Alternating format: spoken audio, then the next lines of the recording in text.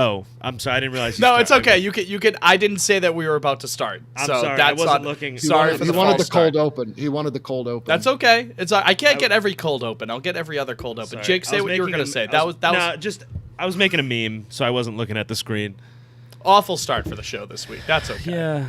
What's the meme? It's fitting. It's fitting, isn't it? Tell us the meme. Dick fitting.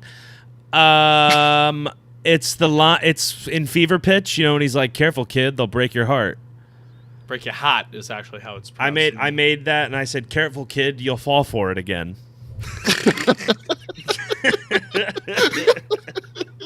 That's pretty good. Thanks. That's pretty solid. Are you doing that from the pod or the personal?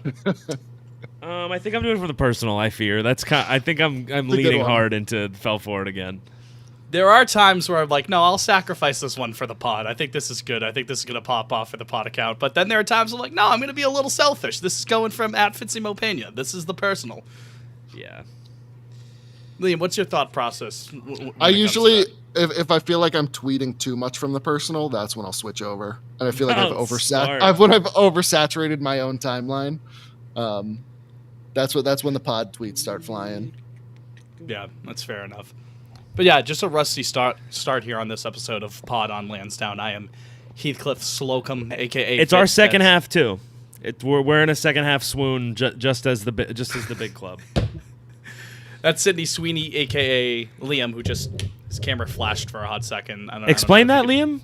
Explain that. I don't get it, guys. Today's it's basically a regional. It's the anniversary. Holiday. Yeah. Of her first pitch. Yes, the infamous 28-5 game. Surely she couldn't be doing worse than fucking Dick Fitz today. Give her a call. Get her out there. we can't call Rich Hill anymore. He's on the Royals now. So I know. Unbelievable that he's getting another stint. Because we all kind of thought in the back, at least for me, I guess maybe I don't want to speak for everybody, but I at least thought, like, okay, surely this was the last one in 2024. That was it. I mean, what did he throw last year? Like 4 innings for us? It was over quick. He threw a whopping. He threw 3 2/3 for us last year. How many years of service time is he at now? Do we know? Can we look that up? It should say on BREF. He's at 14, like a hair over 14. 14 and 141 days. I would have said more than 14. I understand there are times where he had been up and down. You know what I mean? He wasn't all at MLB all the time. Yeah, like since the early years are kind of rough. Like he appeared in 10 games in 2005, appeared in 5 games in 2008, appeared in 6 games in 2010, 9 games in 2011. Okay. So I suppose it makes sense when you break it down like that. Only 4 games in 2015 when we revived him. But yeah. His career was just getting started at that point. It really was. I'll never forget being so pissed we didn't give him $6 million, and then he goes to Oakland. They trade him to the Dodgers. He becomes a monster for a couple of years. Like, what the hell's happening? He's in his late 30s. No, I thought he signed with the Dodgers. They gave him a bag.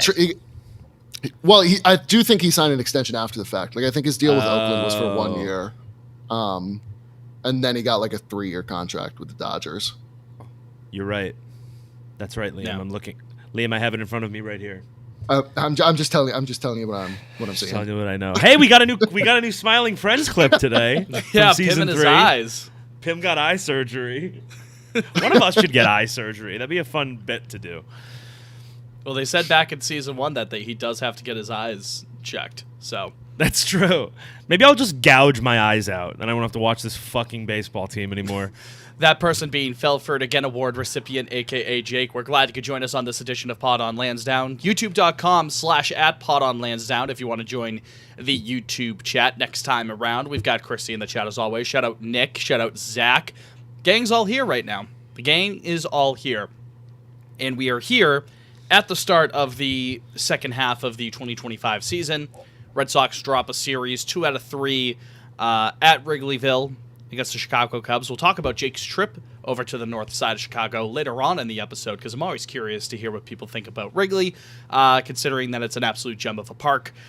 We sit here now just past 7:30 on Tuesday the 22nd, happy almost birthday to Big Billy Fitz, my dad. His birthday is tomorrow, so I want to give him the shout out.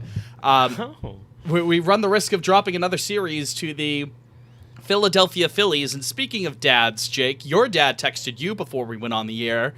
He did. What exactly did the big man say? He said, well, first he said W space W. He's W space T space F. That's how old men text. You know, my dad will at least put them together. He's hip enough to do that. So dad spaced him out, and then I said, damn it, and then he said, and I really find this poignant. He said, they can't hang with the big boys, referring to our Red Sox, of course. The Boston Red Sox, that is, of course.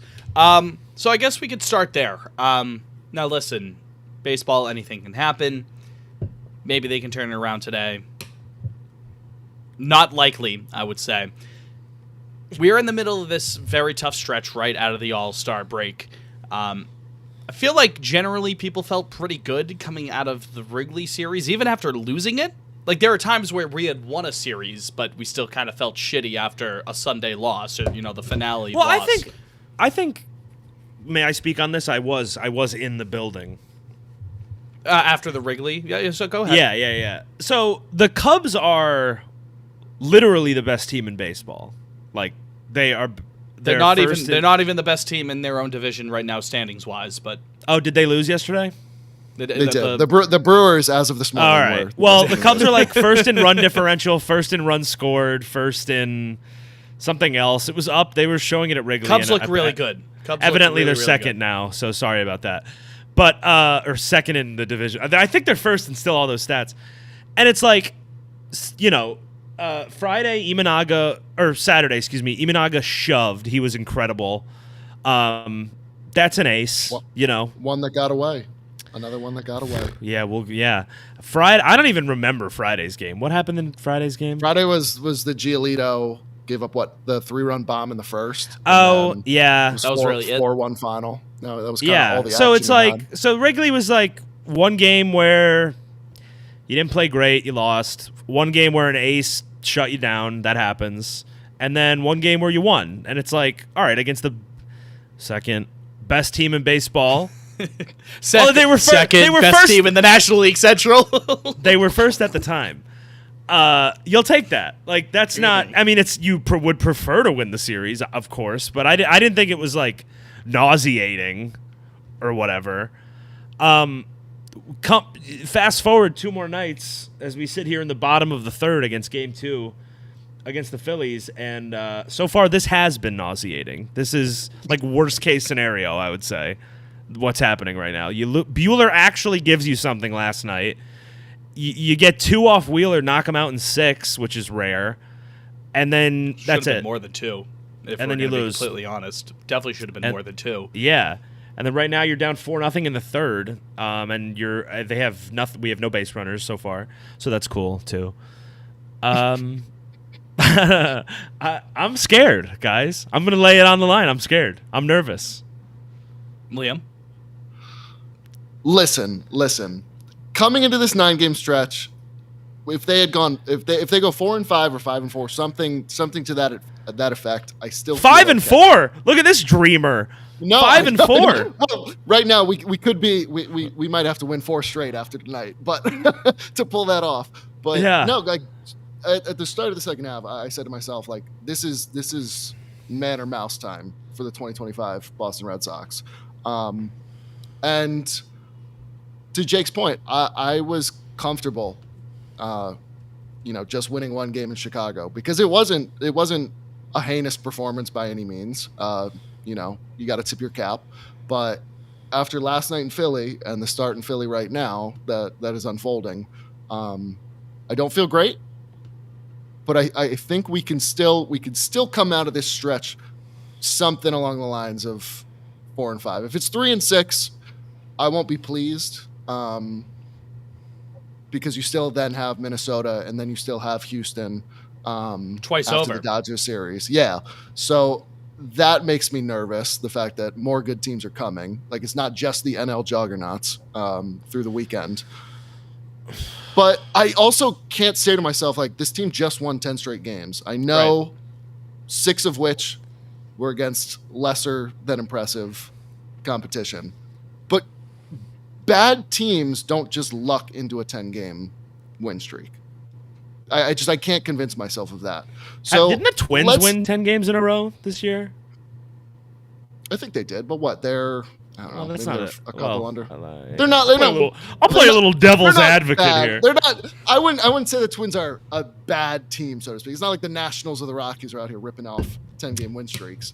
But I say 10 days from now, we're looking at the trade deadline. Let's survive until then. Try to bring in an impact piece. It's that Call of Duty meme. And then it's that Modern Warfare 2. Or no, maybe it's Halo. Objective. Survive. Yeah. Exactly. Yeah. Just get me to the trade deadline. Let's add a piece or two, and see what happens. I'm fully in on, or 5, not 1, not 2, not 6, not 7. But no, I do think there is still something here with this team. I'm not jumping ship. But yeah, I mean, it's a tough stretch. We knew it coming out of the gate. So. I mean, you're seeing it right now. These are good teams. These are legit teams. These are real contenders. So, and I know the excuse.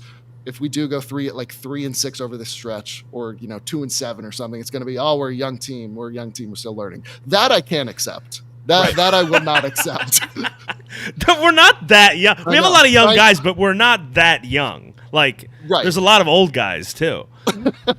Like, there is enough talent on this team to be able to get you to the postseason as it currently stands. So you bring in some help. We survive until next Thursday, and let's see where we're at. What do you qualify? That's kind of what my head as. What's surviving? Like 3 and 6 at worst. Yeah, I would consider 3 and 6 surviving. You're limping. You're bleeding a little bit. I would consider that like you need a med pack. Yeah, chat. I need heals. You know what I mean? Like yeah. I need a big pod to heal me there. Listen, I get, Jake, where you're coming from with the Felford Again award and whatnot, and like being scared. Yeah. I get it. It's not a perfect analogy, this is, but it's a bit like 2 for flinching. You know what I mean? Like anytime someone lifts that up a little bit after you've already been whacked a couple of times around July and August, you kind of go, like, so you start seeing I've been abused. Again. I've been abused by this team these last 3 years. So I get why you're, well, let me ask you this, just quickly before I continue my point. Quickly, what's the overometer at? 5, 6. I think 6 is too 5. much. No, you're right. 5. Even 5. I think a 4. No, 5 tops. No, see, because there is something to be said. Like, this is the premier competition that you're going to have to beat. So far, the returns are not so promising.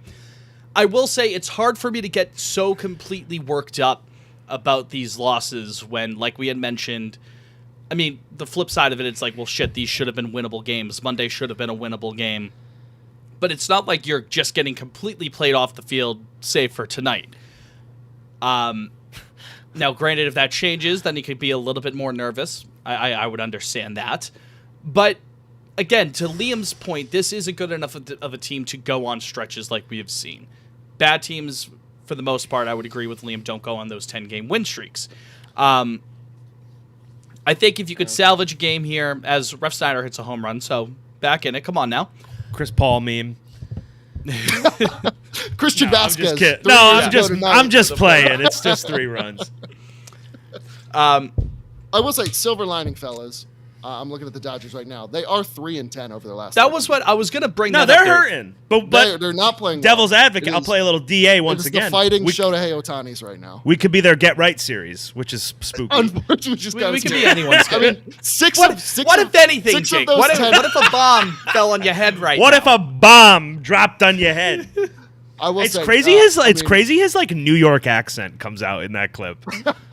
It never comes out. What if a bomb dropped on your head?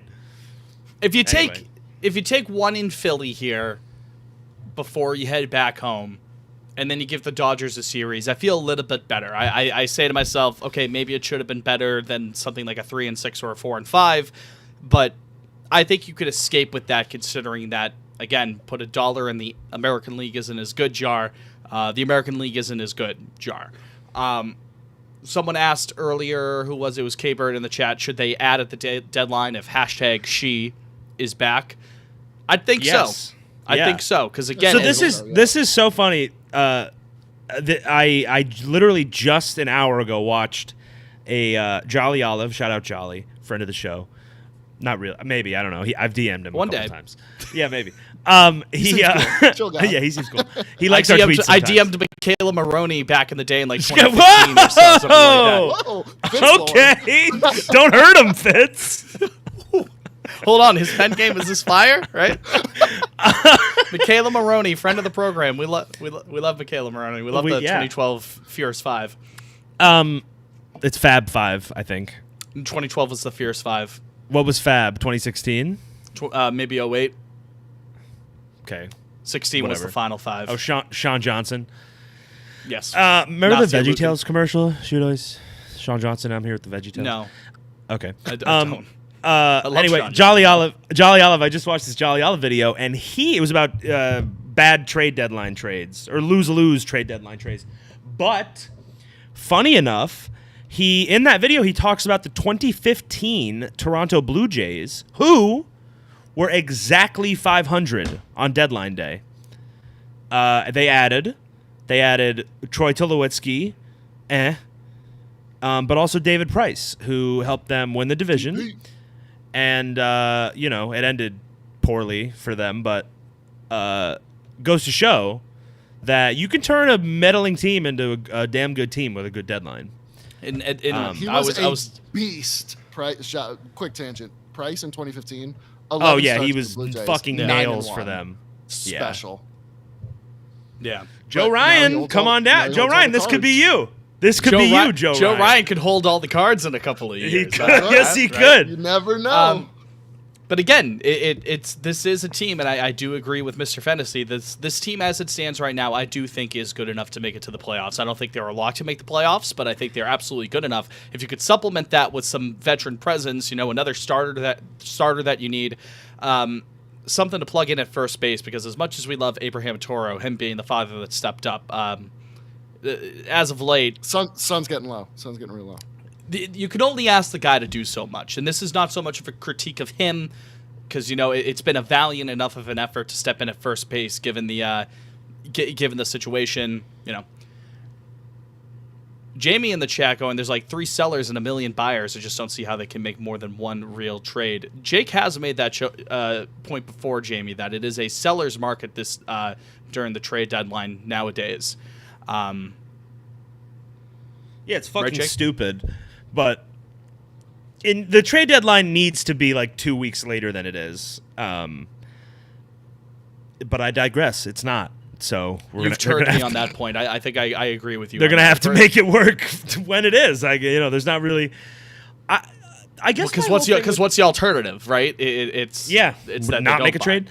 The whole thing with the fell forward again is like, yeah, if they go, if they win, I mean, I'm praying they win tomorrow at this point, because then it does look bad, but anyway, say you go 4-5 this tough stretch, and it's like, that's fine, sure, and these are good teams, but it's like, and I've tweeted something like this, these last 3 years, it's the same fucking thing. 3 years, maybe a 4th year in a row, like, it's rotten.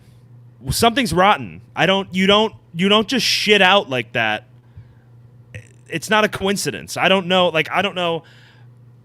I'm not the world's biggest Alex Cora fan. But I don't think it's like just him or what. Like, I can't even begin to. I don't know what it is. The roster's almost entirely different these last 3-4 years. I don't know why this keeps fucking happening. It stinks. It stinks. Hey, I saw a great tweet. I know tonight is our 103rd game, but after 100 games, the last 3 years, the Red Sox record has been 53-47 every time. I know. I saw that. And as of today, after 102 games, we have the same record at this point in the season as we did last year. So So we're really on track. Credit to the 23 team. They were a game better after 102. We're really on track for that second Astros series. Maybe not the first, but that second Astros series to just chop our fucking heads off. That's when we can expect the guillotine to come down. No, but in all seriousness, it's tough. It's tough right now. They're in these games, which is maybe when you might think that's more maddening, but at the very least you could take some solace that they're just not going to completely play it off the field. Yeah. And we see them get hot. They're actually. So. Can I say one more thing? So one more thing, then we're going to go to break.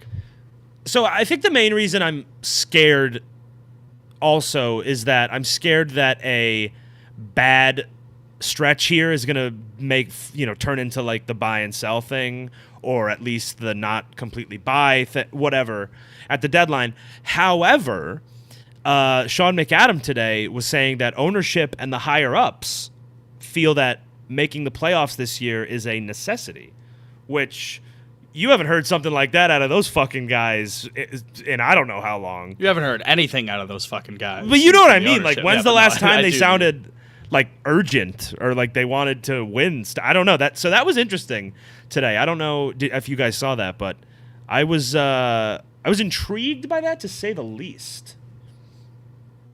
I mean, the Devers money is freed.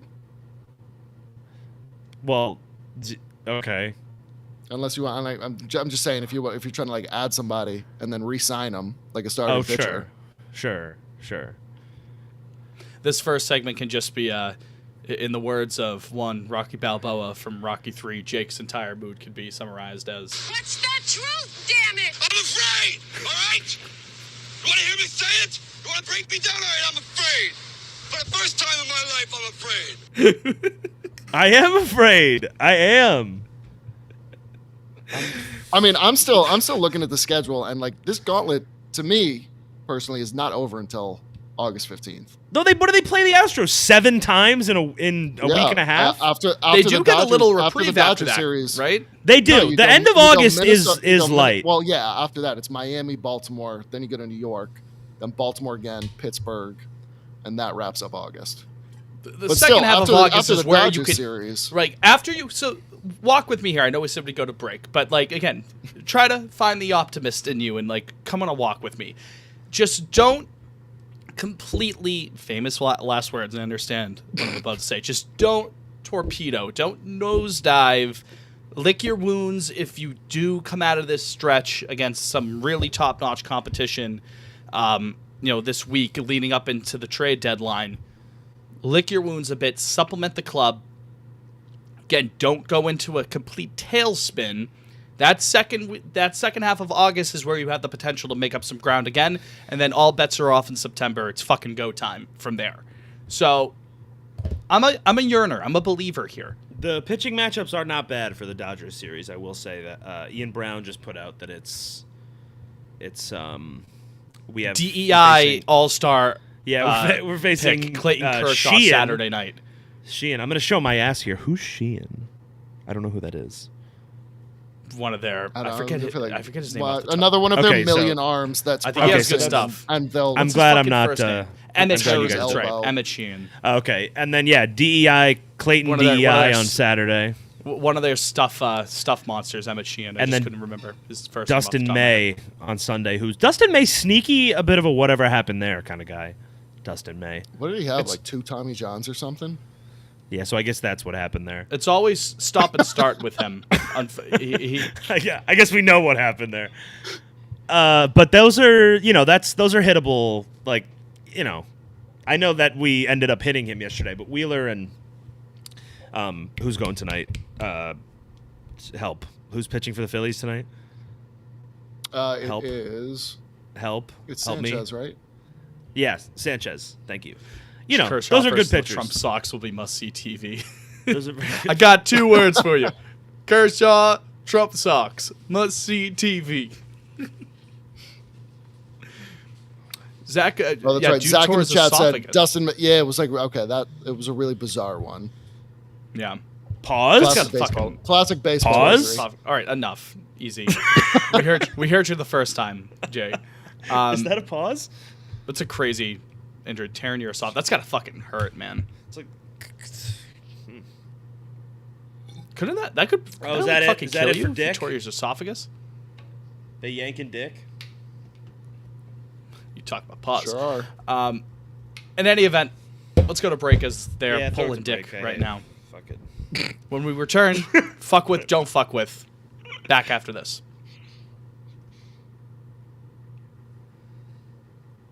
What's up, chat? He was eating a salad, Caper. Sophie, noted. can you throw me the pretzels? Get off your ass and do it yourself. She's in the kitchen, Fitz. Get the steps in. She's standing next to the cabinet. You where didn't are even you? say please. Oh, I lied. She's actually not in the kitchen. And you didn't even say please. She get The back power where she of please. belongs, huh? Jesus Christ, dude. Stop Yeah, that. I'll be going on Jubilee tomorrow. What was the tweet that I think Sam Sheehan retweeted it? It is that me sitting at the Jubilee table. First claim. I think children should try to sleep during nap time. In parentheses, it says 10 toddlers raise up their flag and fall over themselves trying to run to the table.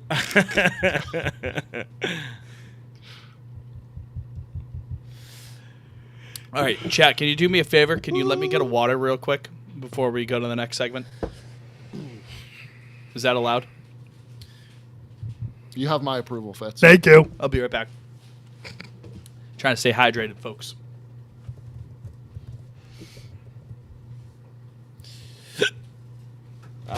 Thank you. Oh.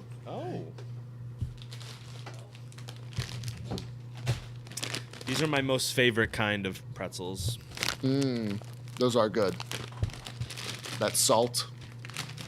Those big crystals. I love me a Snyder's. I'll do ASMR.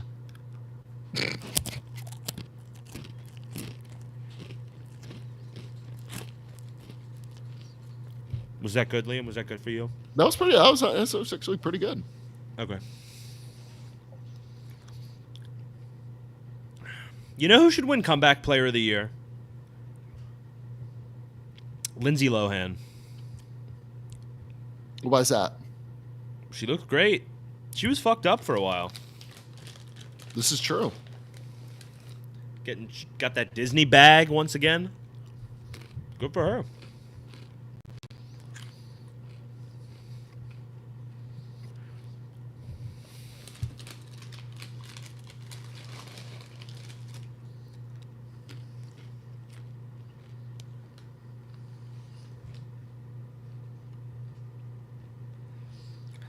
Oh, I gotta shout out the Woo Sox.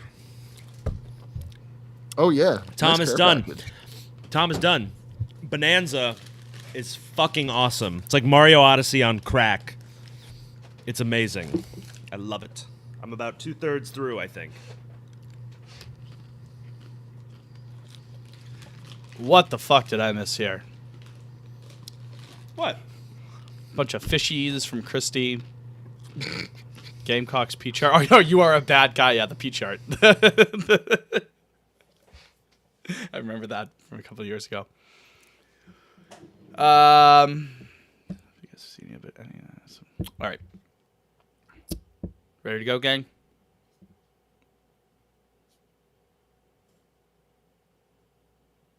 Good. All right.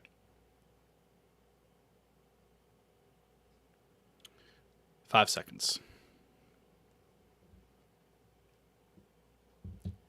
Pottle Lansdowne back. Fuck with, don't fuck with. Coming up in just a moment. Jake Fitz and Liam here at Jasoivus as always. And we're also joined by our friends over. Anyone want to take a guess? At Forever Collectibles. Which shortened is. Foco. Foco! Yeah, Mabel knew it was Foco. Absolutely. A quick word from our friends over at Foco. In case you folks weren't aware, Foco, Forever Collectibles, as Jake astutely pointed out, is one of the leading manufacturers in officially licensed collectibles, apparels, accessories, home decor, and much more. For over 25 years, Foco's success is directly related to their ability to bring exciting new designs and product ideas that allow you, yes you, that's right, you, to show off your fandom at the game, in the comfort of your own home, the office, no matter where you go. I have to swallow for a second. I need a thing of water. My throat has been so dry all day today. Pause. Hey, there you go. Yeah, thank you, Jake. Can always count on you. That's why I had to get the water in between the break. Anywhere you go. So right now, we're offering you folks a 10% discount on all FOCO items, including a wide range of products that they carry for our beloved Boston Red Sox. So what you're going to do, you're going to want to hit foco.com, FOCO.com, or you can click on the link in the description below, no matter where you're listening to Pod on Lansdowne, and you can use the promo code POL10 to save 10% off at checkout for in-stock items. Now, granted, pre-order items do not apply. Do not try to apply it on a pre-order item. Do not pass go. Do not collect $200. In-stock items only, but 10% off. Pretty good deal if you ask me. So once again, that is promo code P as in pod, O as in on, L as in Lipitor 10 to save 10% off at checkout at foco.com. Find your fandom with FOCO. Fuck with, don't fuck with, gentlemen. Who wants to start us off? I'll take it away. Let's do the don't fuck with first. Sure. Get the negativity out Sure. of the way. Yeah. So mine is more of an idea. It's a concept, not a person, a place, cosmic or a thing. gumbo. Yeah. It is starter depth for the second half, because it sure sounds like with Dobbins Amen to that. blowing his knee up. Sounds His like ACL is torn, my friend. He tore sure his is. ACL. It's over. Sounds like Tanner Houck, we will not see him for the foreseeable future. And if we do, it's in some weird capacity. Yeah. I mean, It's sad when they go young like that. I'm praying Bayo and Giolito can keep their recent stretches up. I don't know. It sounds like Bueller potentially maybe figured something out over the All-Star break. It sounds like he went, I don't know, did some like biomechanic work or something at a training facility last week. Because he did look good Monday night. But outside of that, we got to bring in an arm or two. We really do. I know like Kyle Harrison's down there. Whatever happened to Patrick Sandoval? I haven't heard a word about him. He was a social experiment conducted by Harvard He's out there University. somewhere. I've seen him in the dugout during games. There hasn't been an update. K-Bird brings out Cutter. I mean, what is? Yeah, Cutter's done for. So I mean, Poor right Cutter now is king. you got 3 starters. Well, really, like two combined with Crochet, and I'm combining Bayo and Giolito into one starter that I trust. So you have basically. Is 2 that allowed? starters. Can you do that? I'm doing it in my head. I'm doing that. Okay. So yeah, the rotation needs the rotation needs some help in All right, 10 days. let's get into it. The Quinn Priester trade, bad. Sorry. I'm sorry. Everybody was getting on me because I said it was bad the other night. Like, I'd fucking kill for Quinn Priester on this team right now. I don't know. And listen, obviously you can't like assess that trade wholly for Mabel. Shut up. Shut the fuck up. Stop it. No. Oh my god. Don't yell at Mabel. If this was Section 10, you would have gone into suspension. But She's standing outside the little kitchen. Outside, we have it gated off because she's so fucking annoying. She's just yapping. Anyway, very mean Quinn to Priester, Mabel. Very unfair. I don't know why. Again, we can't assess the trade until Jordani Monegro. All right, so pick her up. She does not like Quinn Priester. She said, and then Jake, you accept that trade 10 times out of 10 in the moment. You can't read the future. I know you That's can't what read the Mabel future, said. but I don't know why we were in like a rush to trade Quinn Priester. I don't Tell know, Mabel like. that. Yeah, I think we've silenced her. She I put don't her know. down. Like, Oh, God. am I nuts? Am I nuts about this? No, I don't think you're nuts. I mean, obviously it hurts now. He's what? I just pulled up his page. He's not that wins and losses are everything, but he's 8-2, 3.3 ERA plus 121. The FIP is 3.9. What did he be the second best pitcher on the Red Sox? I mean, and I mean, to your point, at least the idea was when we traded Nick York for him, Oh, like now it's basically a 1-for-1. You got former first rounders who're trying to figure out like he's controllable. He's a young starter. I mean, at least Nick York is he's toast. Yeah, I mean, I haven't heard from him since. But yeah, I mean that one stings a little. I'm not saying like Quinn Priester is putting this team over the top, but the starting depth is certainly thin at the moment. What say you, Fetz? No, it is thin. And again, we don't have to relitigate the Priester trade. That was not even close to what I would bring up in regards to the pitching depth with this conversation. No, it wouldn't have. What's done is done. And I agree with Jamie. It's like they unlocked something for it. So that happens in baseball. Sometimes spare me. That you can't dismiss the trade. I mean, what does that mean? They unlocked it is what it is. Yeah, clearly right now it's not looking good. But at the time, I think you still make the trade, and good for the Brewers for figuring something out there. Commend them on that. It is what it is. I'm sick of trading for futures. I want to win some fucking ball games. Would you honestly have sat there if I go back and listen to the Pot on Lansdowne episode directly after we traded Quinn Priester, am I going to find audio of you being like, no, Quinny, no, Quinny, Somebody pull it. I don't think I did that, but I don't think I was like, whoa, slam dunk. Like it was just it was a random thing in the moment. I think anyone at the time, if you went back and looked at it, I think we would have checked off on it. And then if you went back in time, if I could turn back time, I think we still would have signed off on it. It is what it is. I'm a Brez feeder. You know me. I'm a Brez feeder, but I don't like this trade.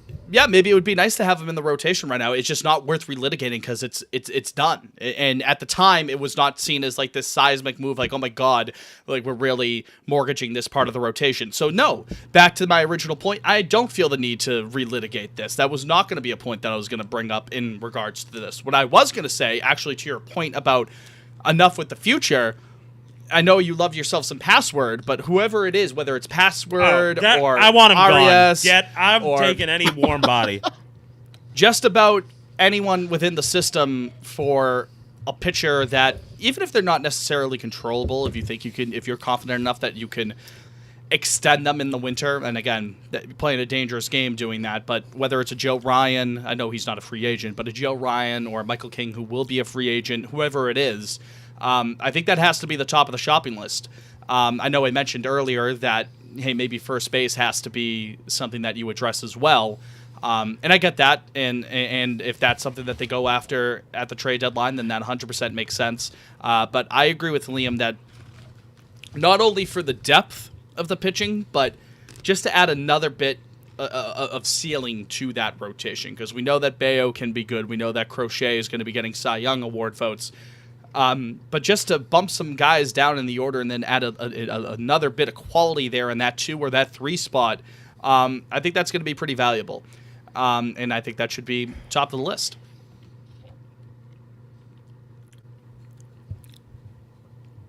All right. Sorry. I'm sorry that I was sad about Quinn Priester. I take it back. K-Bird says his Avant is very meh. A lot of blue. Yeah, I mean, under the hood. I feel like we've said it before, like, even, I don't know, a month ago, it was like, oh, he's outperforming his peripherals, which I think is guys can, again, but it happens. I'll say that until I'm blue in the face. There are guys who can simply get away with doing that. How long you think they could do that, or how viable that is, your mileage may vary on that front. But that, it's not always directly correlated. That's baseball, Susan. In any event, Jake, what are you not fucking with? I'm not fucking with, we kind of touched on this earlier, but I'm not fucking with the outlook of available assets at the trade deadline. As Jamie mentioned earlier in the YouTube chat. Yeah, there's like 5 like bad teams in baseball, and I feel like a lot of the meddling teams, the GM or GM or CBO or whatever the fuck you want to call them, they will be able to convince themselves that their team could make a run. Like, every team in the AL Central except the White Sox could do that. Every team in the AL West except the Athletics probably could do that. Yeah, I mean, so there's 3 teams in the entire American League that are going to be like clear sellers. And then you go to the NL and it's probably the same thing. Maybe no, there's a few more over there. I would say there's a grand total, I'm looking at it right now, of like 7 clear sellers, and then there's like somebody like the Diamondbacks who I think are selling, but they're only one game under 500. I mean, I get what your point about the American League, but like even at that point, like 5 back in the wild card for a team like the Twins is a lot. It doesn't sound like a lot right now, but at this stage of the game, when people are going to be adding, it's a lot. When you have to jump 1, that's fair. 2 other teams in your division, and then of course the Tigers being at the top, you're not going to jump them. All right, so if we're looking at it like. Realistically, I think the line for teams is Cleveland and the Angels. I think that's I'd where say even Cleveland and Texas right now. I mean, now granted, Cleveland could jump right above 500 in 48 hours, but from now, I think there's too much high-end talent on that Rangers roster for them to sell. Yeah, I don't think the Rangers would be sellers necessarily. Well, my point, regardless, is just that, say... Like, we all want this number 2. We all want this starter that can throw in a playoff game for us. I don't even know if that person really exists. Like... they better exist. Yeah. Like, if Joe Ryan... If the Twins say we're not trading him, I don't know. What are you doing then? Someone else. Merrill Kelly. American Ace. Yeah, people have been getting the dreams of the Josh Naylor, Merrill Kelly... Double dip. Or dare I say Eugenio Suarez over at first base. Do I hear Eugenio Suarez? Him at Fenway? Have you seen his spray chart, Liam, overlaid at Fenway? Brother, he would nash at Fenway. He'd rake. I saw him clear the DraftKings sign at a game last summer, and I always knew. I feel like that LeBron meme. He posted a story of Steph Curry at Davidson. He's like, always knew he was special. Tell you he's in the YouTube chat. Someone mentioned Josh Bell earlier in the YouTube chat, and thinking about it, he runs the bases like he's fuzzy about what purpose the bases themselves serve. He's a perfect Red Sox player. Amazed he hasn't played here yet. That's that once you put on that Red Sox jersey, you do. It's like the orb of confusion in SpongeBob. You go the doy when it comes to running the bases. It is true. Going to turn to a voicemail for my Don't Fuck With for the week, gentlemen. Nate, they left a voicemail the other day. This is actually on July 13th, and we couldn't get it to it last episode, so I apologize to them for not being able to get their message on the show. Friend of the program, Nate. But this is what they had to say. Make my 4234. Hold on. 34. Just want to play the voicemail.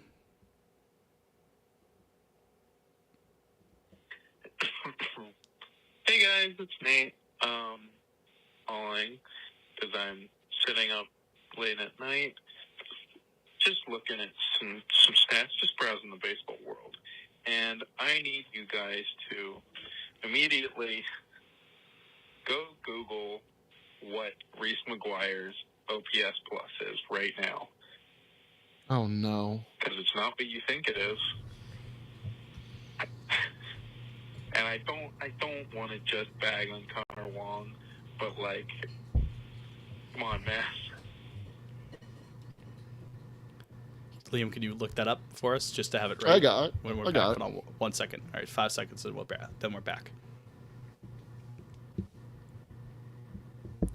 So before I get into my specific Don't Fuck With, because it's not just Connor Wong here. Again, he winner of the Havsey Award for Good Guy of the Year, or guy who's probably a Good Guy of the Year award.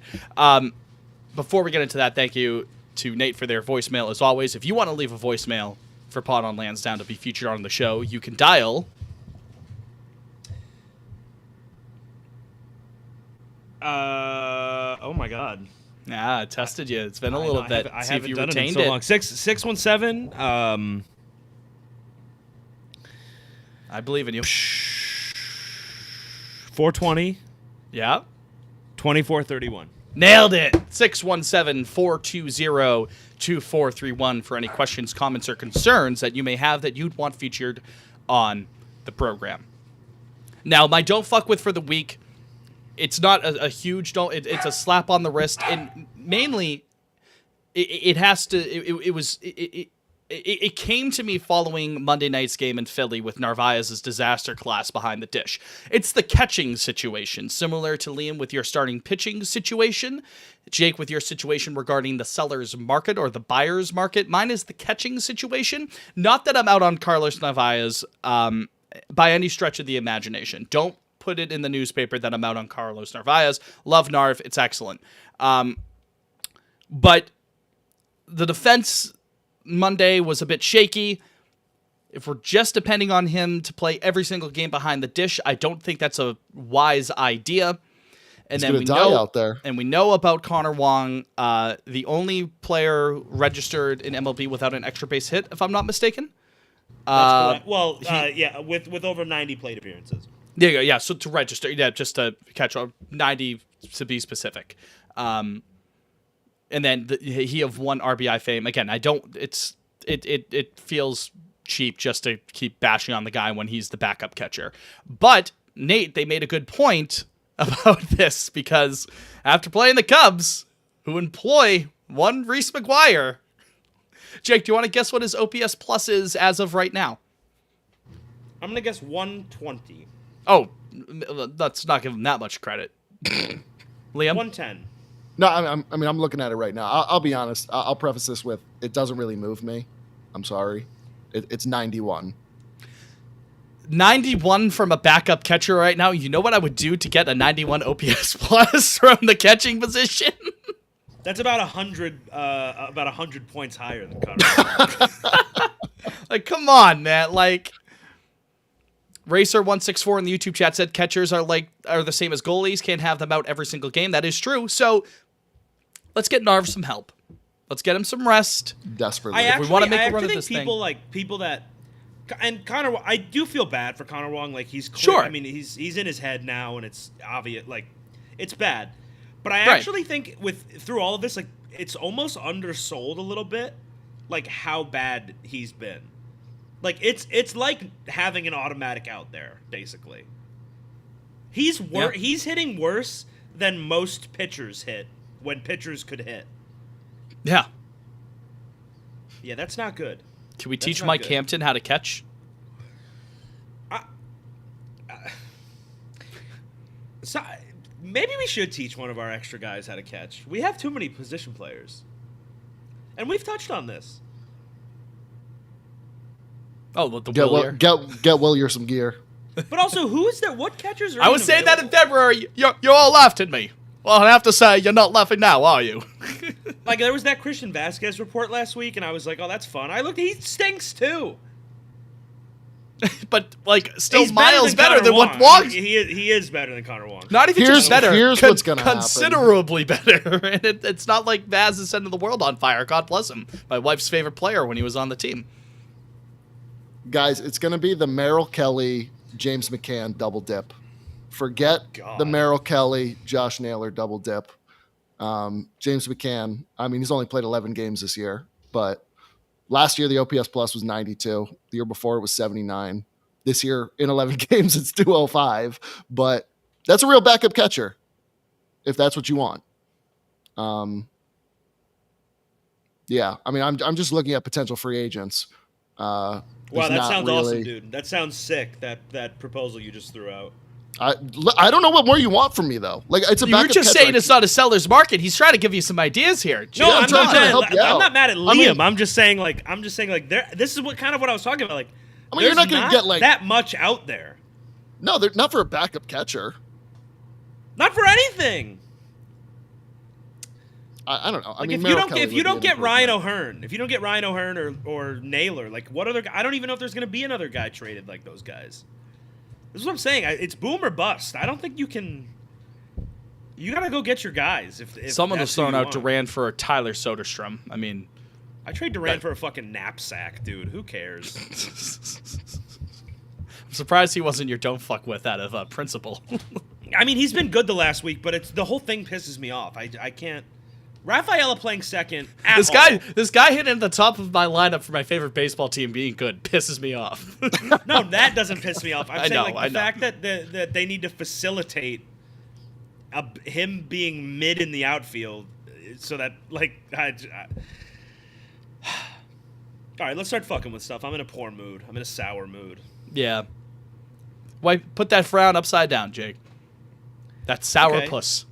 I am fucking with. Oh, I think it's actually technically Liam's turn. But if Okay, Liam wants you go to ahead. let him cut him, that's no, fine. No, Jake wants some hopium. Speak your truth. I saw my first Preggy for Breggy in person. Yeah. At Wrigley, so that was special. I felt like the Javier Bardem gif. I tweeted it right at like, the fireworks F1, going yeah. off behind me. Unbelievable gif. Instant classic. Yeah, I saw that movie last week. I liked it a lot. I didn't think I would, but I quite liked it. That's a boring fuck with though. I'll do an actual real one. Fuck with.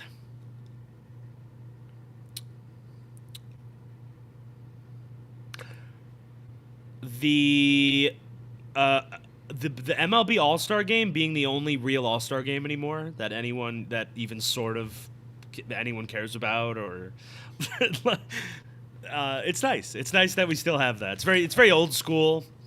We haven't and I quite enjoyed it. The Derby the stinks swing now. off. Yeah, I can't do that. So everyone was Goo Gaga about the Derby format. It's even it's 3 ESPN. years ago. It's ESPN. It's not the Derby itself. I will die on that hill. Liam, indulge us to go further in that. My whole issue with the original Derby format was it took fucking 4.5, 5 hours. Guys are taking pitches. Before they had a timer, like you'd fall asleep. And then you added the timer. I know people are like, oh, like now it's like a cardio event. I don't care. I really don't. Like it's faster and it's more entertaining when a guy gets in a rhythm and he rips like 5 to 7 home runs on 5 to 7 swings in a row. Like I hate the idea. Everybody's like, oh, but Josh Hamilton, that was one Derby. That wasn't happening every year. Derby, he didn't even win, by the way.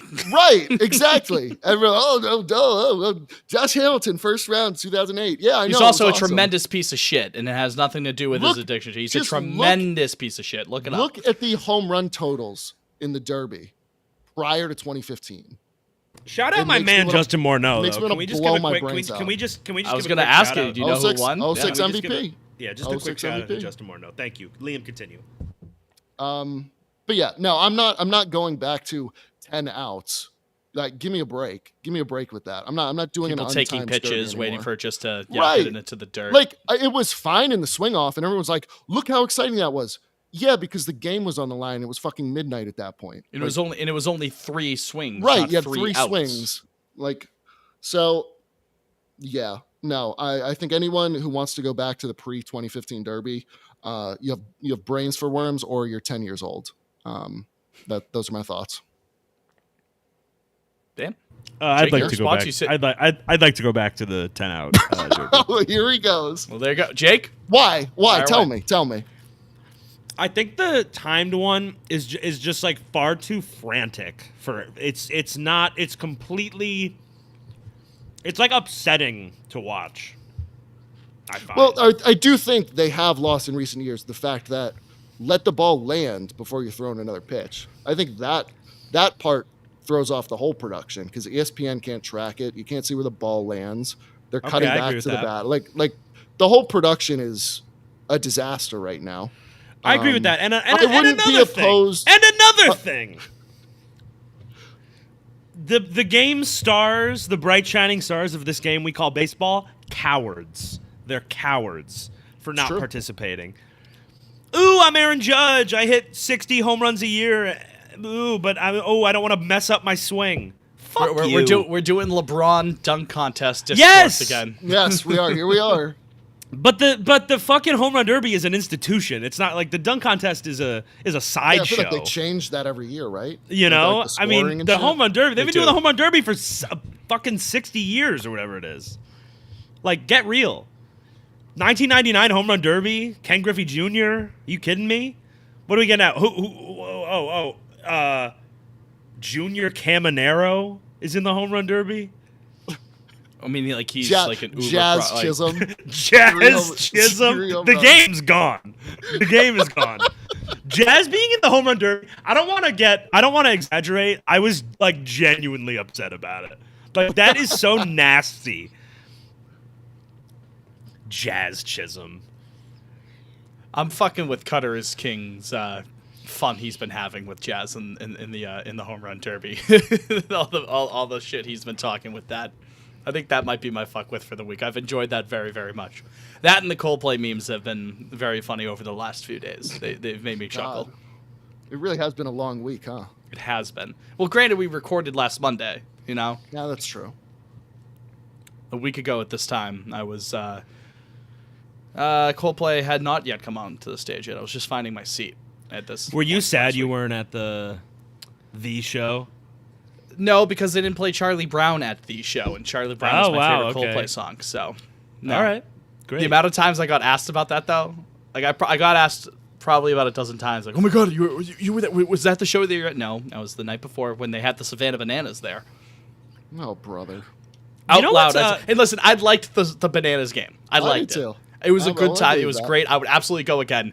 I verbally, like, involuntarily out loud when they showed the Bananas and the Jumbotron. I said, "Oh, fuck off! Like, come on, can I like 2 minutes away, please? Like, this is my space, okay? Coldplay's my thing. It's not a Bananas thing. I know you guys play Yellow. I know that's your thing, but no, this is my thing. The entire. Did you get a frame for your poster yet, Fitz? Not yet. It hasn't come yet, so I don't know how big it is. It doesn't Great say poster, on the though. website. I find that hard I to didn't. believe. I didn't look, Jake. Okay. This fucking guy. This want me to- fucking guy. What Want me are to you? buy What that are you frame? Just buy a allergic to frame. frames? Are you No, I like allergic fra- to frames? I like Frey. I didn't fucking Stop go at and study Michael's it. Target. You just walk in. They There's got it. Michael's right by our place. Yeah, I can absolutely do that. Just walk in. Just say, "Can I have a frame, please?" They just give me they'll one. I give don't it- have to pay. They'll give you. Yeah. Free of charge. Free of charge. I also wanted to quickly say that another thing about the home run derby that I find strange is that they're like, I think they should promote long home runs more, or like reward long home runs more. Like the only thing you get is an extra out in the fucking bonus round. You should get like extra. I don't know. Like it should be like a point system or something. But like Cal Raleigh was hitting some fucking wall scrapers, while O'Neal Cruz was hitting like literally 500-foot home runs, but they count the same. I don't know. That doesn't feel right. Am I a jerk off? I don't know. I think it might be reinventing the wheel here a bit too. You know what I mean? They kind of need to. They kind of need to reinvent the wheel. I kind of like the format. I like it more than what we had originally. I'm telling you, I simply blame ESPN because it's easy and I like to do it. And the That's production fair. itself was fucking ass. I'm sorry. The production. Sorry for the language. It's an awful product. I watched the Statcast edition. It was great. On my flight home from California Sunday night, I put on the Statcast Sunday Night Baseball broadcast because it's 1,000 times better than the main one. Like Eduardo Perez and Carl Ravitch leave the football before the football leaves you. And the football's left them. The football's left them. It's bad. At this level, he's got to call it a day.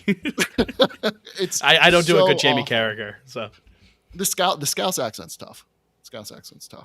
the football, like kind of like that. What was the tweet? It was like home run derbies back then.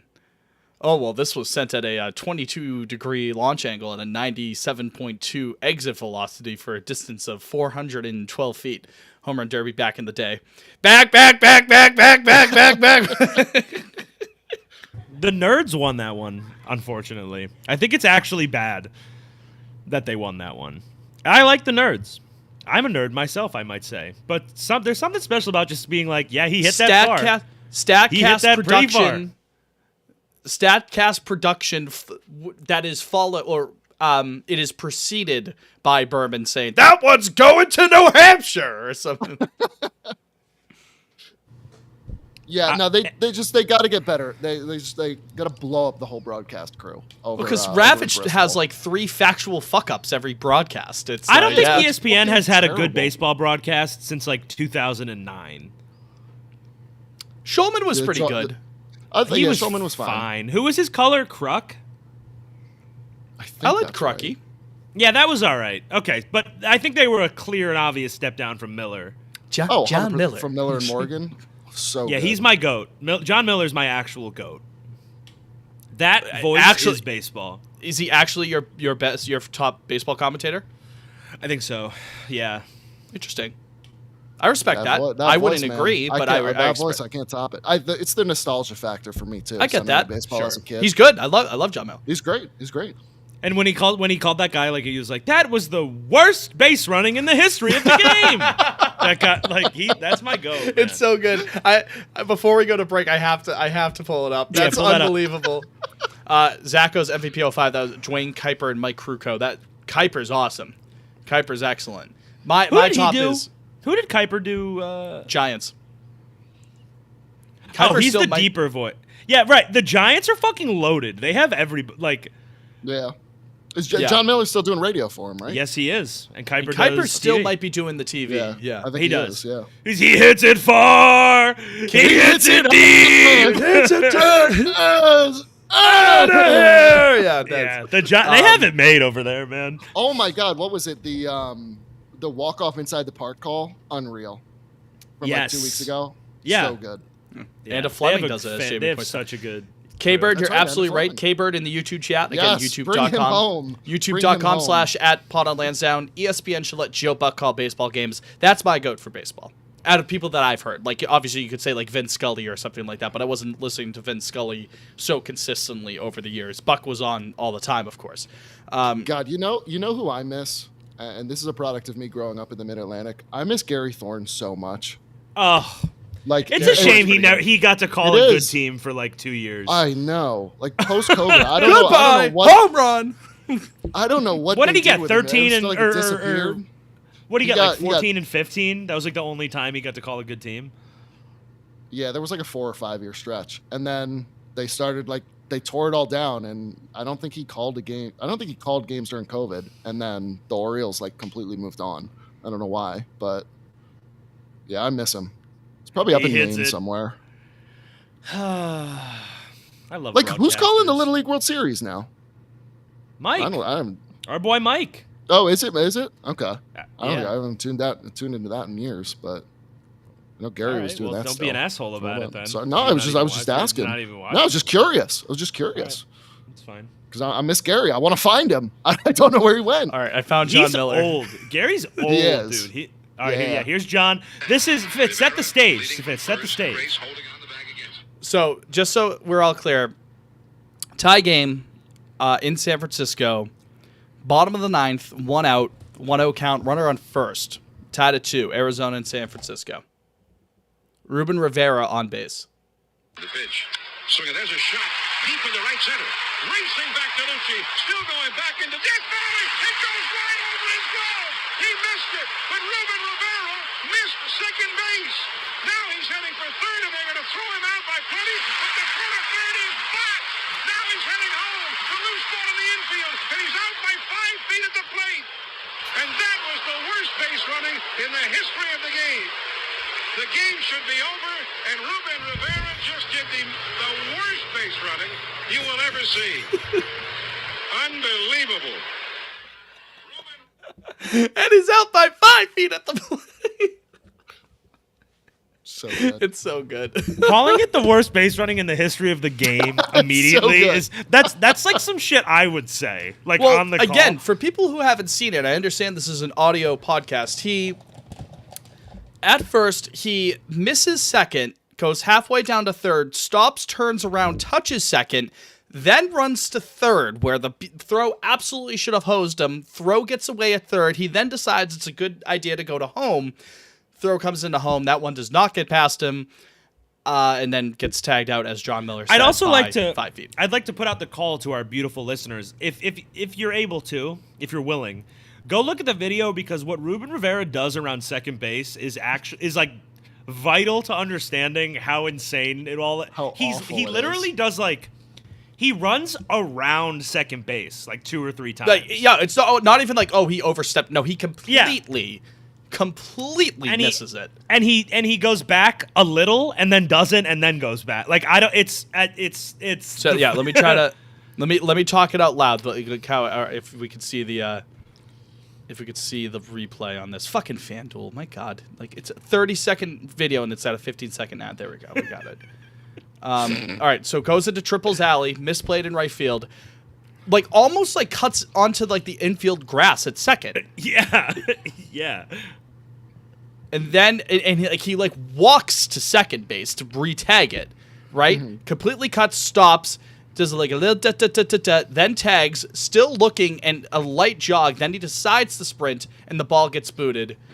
And the ball kicks right back like to the shortstop, essentially. Oh, my God.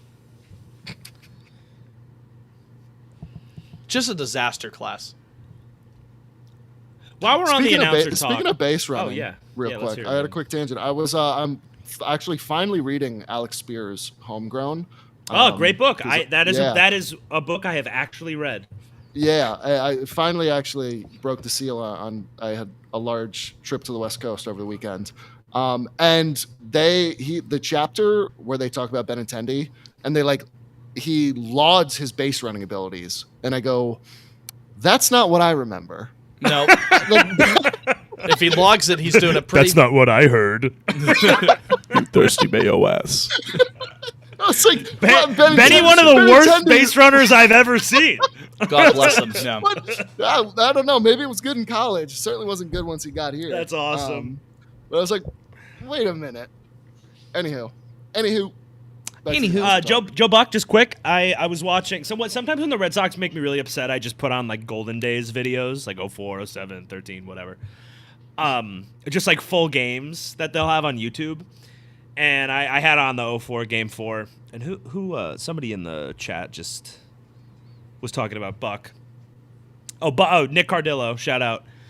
Buck's Ortiz homer into the bullpen makes me feel things. Yeah, I mean Buck in 2013 as opposed to the one in 2004, of course. Oh God, you're right. I'm sorry. I was thinking of 4. I was thinking of 04. Although the one in Game 4 I think didn't technically end up in the bullpen. I think his call in the second walk-off, Game 5, is a good one. And he can keep on running to New York. Damon rounding Buck? third, yeah. Buck Sneaky was on one. He has like 3 iconic calls in that series, in the 04 ALCS. We'll see you later tonight. You kidding me? Yep, as the hat tip to his dad.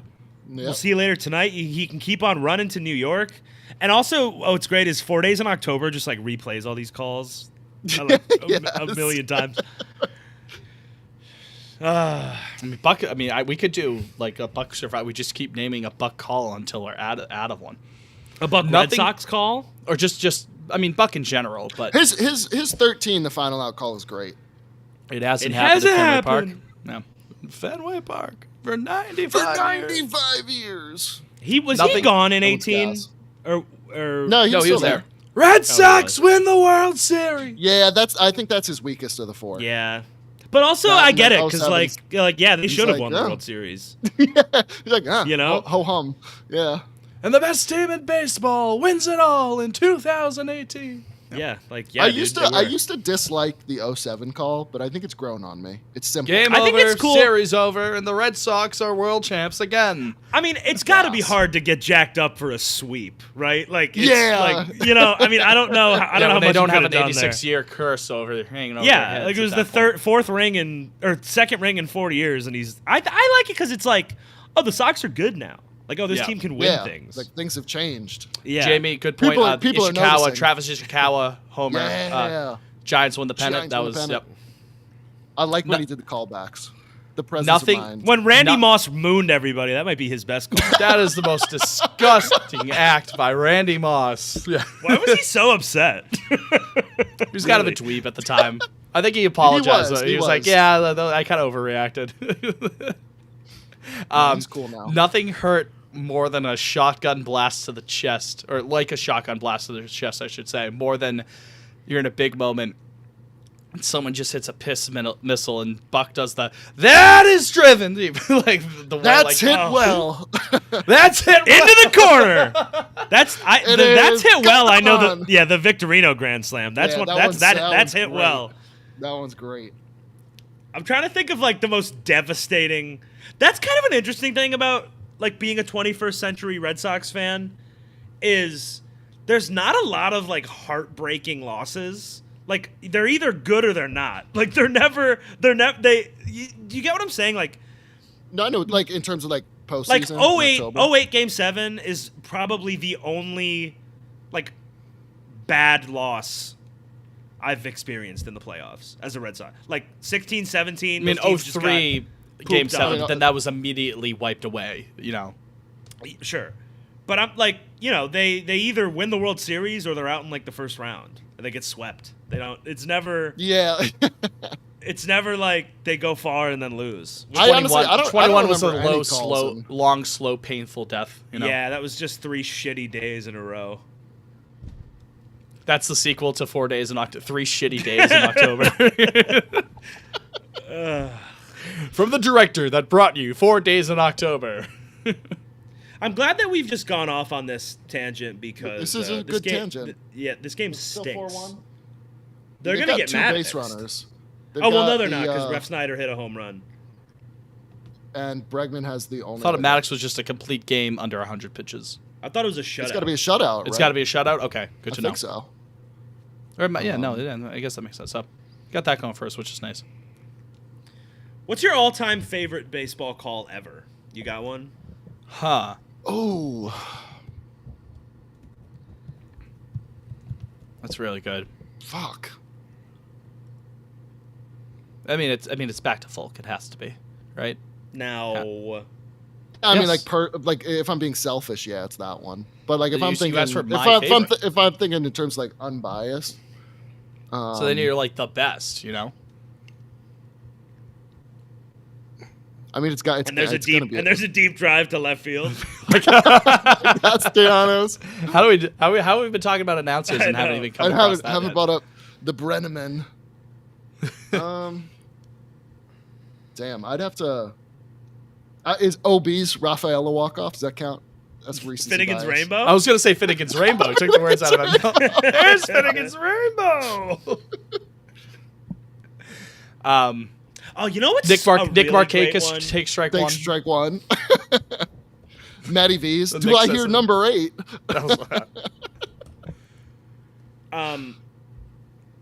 You know what's such a great call, and I always Up to middle, Roberts comes to the plate is also a great one. I think. hold on, it's gonna bother me. I don't know what year it is, but it's like the catcher on the at the time the Cleveland Indians hits a home run, and it was I know, and it was the White Sox or against the Red Sox, and it's a walk off, and it's in the playoffs, and I forget what year. It must be '99, I guess. And it's who's the guy? He had pink eye at the Olympics. His name's escaping me. This is Bob very Costas. embarrassing. Bob Costas, thanks. And whoever it is that hits it makes contact, and Costas just goes, "Oh man, oh man!" That is a good one. That is a good one. And it's one of my most favorite. Late had juice in the late 90s. He did. He was special. I don't Something want happened him after to he do got pink eye. He became even more insufferable. It really is. It changed him. Changes a man. The fact that he was calling playoff games last year was crazy. Oh man, oh man. We're talking about great calls, pointing to the heavens. Some departed relative for forgiveness. Jonah says, Oh, I'm a you know what? Costas It must defender. be this Costas game. did It's have game- juice back in the day. It's game. Who hit it? No, it's not this. Was it game 2? Because they were down 0-2, right? And came back. We were. How about I thought Maybe so, it's right? not. Did we ever play them? Not. Oh, it's 98. No, was I it think. 95? Oh, okay. I think it's 98. Hold on. Hold on. My. They're in my ear. They're telling me what game it was. I think it's this one. No, it's not that one. Timeout. while Game you look 3, that? was How a about walk-off? how about this? I got it. all-time? I got it. Okay. It was hit by. Nope, I don't got it. Continue. Oh. How about this all-time home run call? While we're talking about it. Take a trot. Fuck it. Damn it! Yeah, now I spoiled it. Rosello. Knock me down. Hello. Goodbye. There you go. Knock me down. There you go. Bye-bye. shot. Tony Pena, 1995. That's who it was. There you go. 1995 ALDS Game 1. Red Sox at Indians, October 3rd. Oh, enough. Oh, sorry. Just say Cleveland. Sorry, dude. Cleveland. Tony Pena hit a walk-off home run in the 13th. Off. Would you like to know who it was off of? I'll tell you. Zane Smith, whoever that is. Of course. How could we forget? Costa's just, oh man! Oh man! His for the Marlins in 97 against Cleveland was pretty good. A liner off Nagy's glove. Yeah, that's a good one.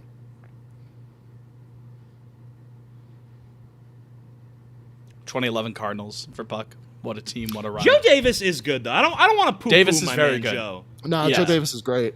He's been. I miss Buck. Freddie Meet and, Gibby like, was incredible last year. Yeah, that call's awesome. Davis is his very call good. on that Seager home run in the World Series. Oh, was and- good too. Yeah, It's just a shame that Davis has to deal with that fuckwad Smoltz. Yeah. yeah, we got to get him out of there. Yeah, anyone who Santa didn't play in the Maria? mid-'90s sucks shit at baseball, Joe. Desert Giorgio, I hate to do this to you. I hate Matt Vescursion. I hate him. I like Matty V. I think he's. I think maybe the worst to ever do it. No. Santa Maria. Shut up, Matt. It's like he. His He's I think his, looking to be iconic whenever he makes a call, and it doesn't work. That's true. But his the Ohtani home run when he was still in Anaheim, it was on like Sunday Night Baseball, where he was like first pitch swinging, and first pitch crushing. That's a good one. That's it's a a great leadoff one. home run. No, but see, I think he's so cringy to me. No, that's a good call, dude. I've come At around first on. pitch, Do I hear number 8? Because it's He so literally funny to me he Do I sounds Hear like Number an 8 is anime awful. character or something. I don't know why his inflections are all wrong. He bothers me. Sorry. Matthew Gross brings up McDonough in 93. McDonough's fucking awesome, dude. I love So McDonough. good. Because he can Bring him lock in home. for a national game and be incredible, like whatever sport it is, but then you throw him in the EEI booth and he's just like, I don't give two shits, dude. This is all.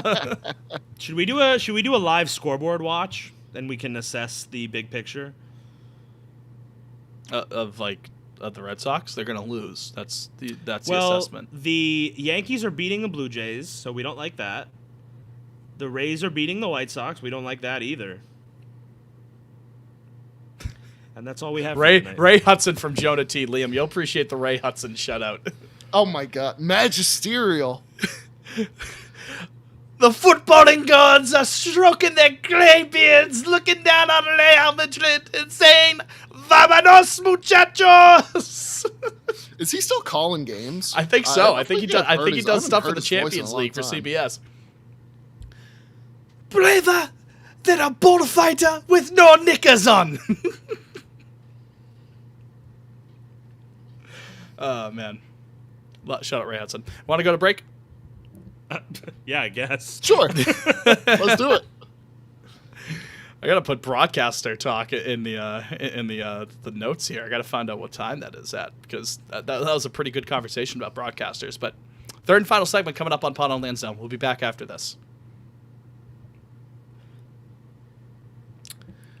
Nick, the Ringer boys were great. They were very nice to me. They all took pictures with me. It was very fun. Yeah, I didn't know who those guys were. I was happy for you. You're not a rewatchables head? I am not. Oh, okay. I'm a Pod on Lansdowne head. That's what I am. All right, let's get ready to talk All-Star Game stuff. Might as well.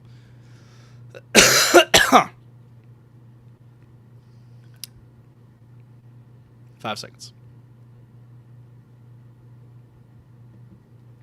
Third and final segment here on Pod on Lansdowne. Jake, Fitz, and Liam. We have a bad baseball team right now at this stage in time, at this point in time, just for tonight. So why talk about them when we could talk about the fact that the Red Sox could potentially, maybe, almost, who knows, be getting the All-Star game in a couple of years from now. We were just talking about the All-Star game, so we might as well talk about it. But I forget who was the first person to say that they to say that Manfred said that they're in conversations with potentially bringing the All-Star game back. to Jersey Street to Boston. Is it my dog, Sam Kennedy? May have been Sam Kennedy. I just know that it's been talked about. For sure. I probably should have had that prepared. That's on me. But I'll look it up. I'll give credit to who actually reported that. But that's very exciting news, gentlemen. I feel like we get that little crumb every now and again. I feel like 4 years ago we were like, ooh, All-Star game in Fenway. Maybe in 2025. Doesn't come to pass. But we're fucking due, man. There are people who have had it twice over before we've gotten it again. Ugh. Sick to my stomach. Atlanta. Because they got 2,000 and then they were awarded 21. But then Coors has had 25. 2 inside of I think inside of when we did. No, that was a lie. Actually, Coors was in '98, so scratch that. But they got it sooner. Yeah, in the loop. It sucks. The most beautiful ballpark in the whole wide world. T-Mobile had it twice inside of when we did, or Safe. Well, there you go.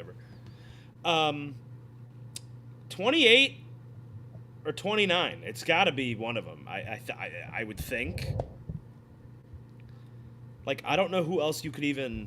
Bradfo reported it, by the way. Rob Bradford. Like, it's got to be. It's got to be. Guys, I hate to say it. I think we're looking at 2030. Why do you say that, my friend? We're not even gonna have a planet by that point. Come on. It'll be the 100th All-Star game. So I think they're gonna go San Fran in 28. They're gonna go Baltimore in 29. Is it confirmed? San Francisco 28. No, but I saw a Fox Sports report last week that it seemed likely that San Fran was going to get 28. And Baltimore hasn't had it since 27, 93. 27 is the Cubs. Okay. Wrigley 27, probably San Francisco 28. Who'd you say for 29, Liam? I think Baltimore will get it in 29. Bomber. Ew. Yeah. Why? They haven't had it since 93. We haven't had it since 99. So what about that? That's a longer wait. Okay. I don't think they'd give Baltimore the 100th All-Star game. I agree with that. All right, Liam, I'm intrigued by what you've just put on my desk. Liam, can we visit you and your folks in Baltimore and have a super in fun 29? time? Hell in yeah. 29? Hell yeah. Show us let's around. Let's go next summer to Philly. Why not? It's close by. Hop, skip, and a jump. It's like a 90-minute drive from my parents' house. We could do that. Yeah. I'd do that. Are they doing? You know what's We get press really passes. fucking stupid? The MLB is doing next year. Like they're doing Playing Philly baseball. for the whole 250th. That is stupid. I agree. They're doing it's in Philly because it's the American 250th anniversary of America. The game is on July 14th. Why wouldn't you just push the All-Star game a week and a half forward and get it on the 4th of July? Of all the years, there might be World Cup games, Jake. I think that's a good idea, but there might be World Cup games. That's not. This is America, Fitz. It's literally right next door to where the Eagles play. That's a logistical nightmare. Yeah, Fitz, you do have a point there. Fuck out of here. You asked. They You can go back to asked. Europe. I told you, and you tell me to fuck off. Liam, I can't win. Why are they doing this? Here's a very rational answer. Fuck you.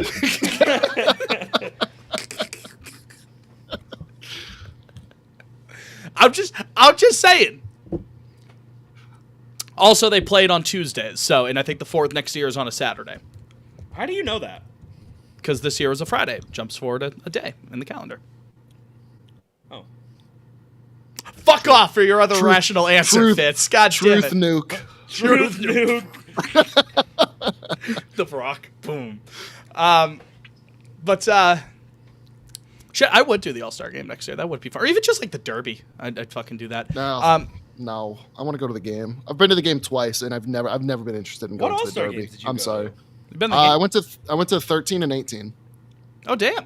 Yeah, Nice. So that was That's City and Washington. DC. that's right. That's right. There you go. Oh, that's fun. I'd love to go to the All-Star game, especially if it was at Fenway. It's funny looking back at what it was in '99. I understand this is remember when is the lowest form of conversation, Jake. I get that. But I mean, just based off of the renovations that they've done at that time, 100th All-Star game makes complete sense for 2030, I suppose. Yeah. That'd be special, man. In America's most beloved ballpark. Wow, chills. Yeah. Just got to pray I make Jamie it. Bateman. Interesting, Jamie. Pin that fits. Pin that shit. Liam, we got to get you to another All-Star game, my man. Wait, that one? 13 What and else 18. happened? Liam attended. Yeah. Wheeling I didn't out even put that gas. together, yeah. Botsy, that's terrible because he's not in a wheelchair yet, but that's funny. Right, he would be by that. He was looking rough on at the home opener. Wasn't Yeah. moving that great. He's old. What are you gonna do? Wheeling They out should do gas. another 100th anniversary team, just the 100th anniversary of the All-Star game, like the best player since the All-Star game became a thing. Imagine Yeah. Roman Anthony in the home run derby in the 2030. Wheel out Pablo Sandoval. Hey now. hey now. Give a warm Fenway welcome to Please welcome back. Elias Diaz. Like the orchestra music, like Yeah. not a dry eye in Fenway when they brought out Ramiro Mendoza for the All-Star game. What other obscure All-Star Game MVPs are there? Let's see. Jaron Duran. Garrett Anderson, 2003. Most of these are pretty good, honestly. Michael Young one year. I think it was 06, I believe he won. Just trying to think about let me see the- that. Yeah, Michael Young was 06. Melky Cabrera was Yeah, Melky in 2012. Melky Cabrera's post-game speech is so funny that year. He take just it keeps to the fan. Take it to the fan. He just keeps repeating it. I loved some Milkman. Oh yeah. Late night Melky delivery. Yeah. Oh sure. Ted's head still has the hitter.net hat on. Jake, I feel like that'd be a grail for you. The Ted Williams hitter.net hat that he wore at the All-Star game. Wow. Fits. I actually call dibs if I find it first. Hitter.net hat. Do they even Sold have at auction. Wow, it's the actual hat he wore. Sold at auction last fall. Really? How much? Damn, that recently. This says. Oh, I don't know. Explore this auction. Keep talking. I'm gonna find out. Twitter here. John Greener hitter.net hat. Yeah, that's gas. Oh, I mean, can't we find could- out. I have to make an account. That copyright, that trademark's got to be expired, right? Yeah, should we We'll donate buy it to a charity. hitter.net? Do you What think if we we can bought buy that domain? That hitter.net. Let me JD see. Drew in 08, as Thomas brings out, he was the MVP. That is 100% correct. Oh, it says coming soon. A new website. Yeah, a is new in the website. works. Oh my Turbify. god, they're unfreezing him. This is it. Wait, hitter He's down. coming back. He's coming back. Wow. Help Wow, is on wow, the wow. way. This is actually us Help soft is launching on it. the way. We're giving a hint. He's the DH. He's going to solve Can we everything. reach out to Can we reach out to Turbify and be like, hey, like, I don't think that this new website is actually going to be in the works. Can we actually have it? Like, can we actually have hitter.net? Do you think if the Red Sox approached, thawed Ted Williams and was like, "Hey, will you play for us?" Do you think he would demand that Yoshida is traded? Maybe. Maybe I don't. I He don't would, think he, could do he would certainly, like other Red Sox left fielders, probably drop a slur or two. Yeah, some choice words. Neither of you have watched Mad Men, right? No. No. Roger on Mad Men, John Slattery, Boston guy, shout out. He fought in World War II, and they like have to do business with Japanese guys, and it's funny, the episode. The racism, you see, it was funny. It was great. It's a good episode of television. Sorry, Yeah, the fair enough. '60s, crazy time, 1960s. Jake House Wrigley. I loved it. I liked it more than Fenway. Really? Yep, Why that? Sorry. Why is that? Because it acts so. It's like Fenway if they got rid of all the stuff that makes Fenway shitty and not charming. Like, Wrigley Field still definitely feels 100 years old, and it looks 100 years old, but it doesn't. You can actually watch a baseball game comfortably, which I don't think you can really do in about 99% of Fenway Park. It's like the concourse is gorgeous. It's just like they really flexed on him when they put that money into it like 10 years ago. It is beautiful. I was genuinely stunned. It is an unbelievable park. Yeah. I love Wrigley. I'd like to go again and actually sit in. Never been. Never even been to Chi-Town.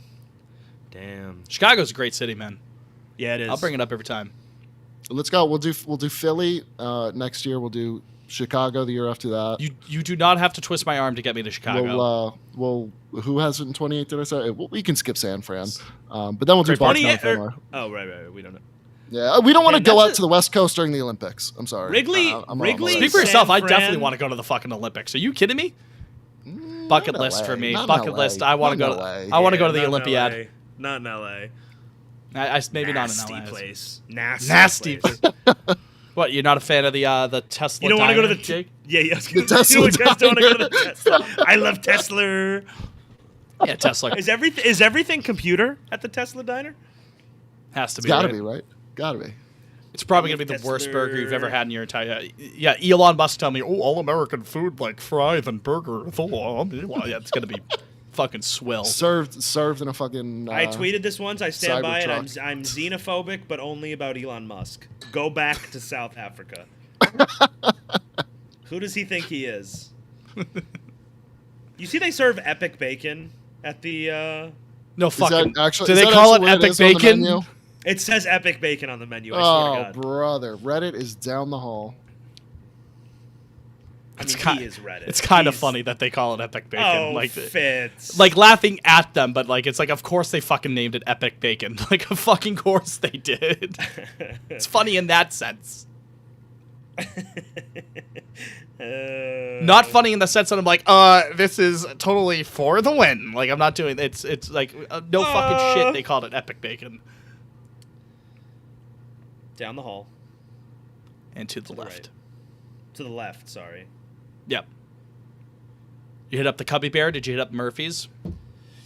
Yeah, we were in Murphy's for a little bit. The Cubby Bear we did not. I mean, we looked in it and walked by it, but we were. I got this hat, which I adore. Good Corduroy. I loved it, man. That's a special place.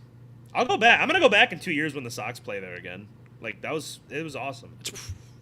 I would absolutely go back again for the Sox series, especially if it's like a weekend in July or something like that. August. That's June. the best thing about this new alternating schedule.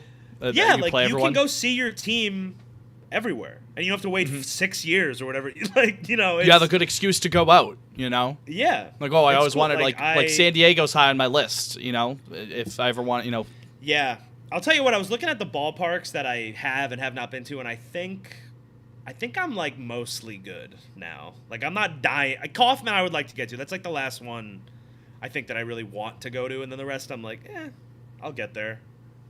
My big bucket list thing is that I want to see every team play a home game. So I'm a third of the way there. Every team. So why would you word it that way and not just say go to every ballpark? How is that different than what? I mean, if I went to the All-Star game at right. Some random park. Fitz, I've never heard someone phrase it the way you just did. I'm fascinated by it. Well, I guess it's the same deal. You know what I mean? Go to every ballpark. I mean, would you count it hypothetically if we went to the World Baseball Classic in Miami next year? Would you count that as going? Counting them. Yeah. I would count that. Yeah. Okay.